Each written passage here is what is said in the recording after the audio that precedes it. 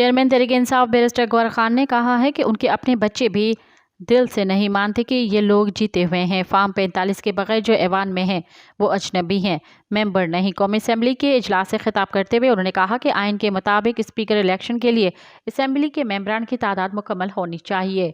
اس وقت ہاؤس میں ہمارے 23 ممبران نہیں ہیں۔ گوہر خان کا کہنا تھا کہ جناب اسپیکر، آپ اس ہاؤس کے کسٹوڈین ہیں، نہ کہ کسی کی پارٹی کے ہیں۔ یہ ہاؤس نامکمل، براہ مہربانی پوائنٹ آف آرڈر آئین اور قانون کا ہے۔ ہم نے آپ سے پوائنٹ آف آرڈر پر رولنگ مانگی ہے۔ انہوں نے سابقہ اسپیکر قومی اسمبلی ایاز صادق سے مخاطب ہو کر کہا کہ آپ اس ایوان کے محافظ ہیں۔ یہ ایوان نامکمل ہے، اس ایوان کو مکمل ہونا چاہیے۔ ہم نے آپ سے رولنگ مانگی ہے۔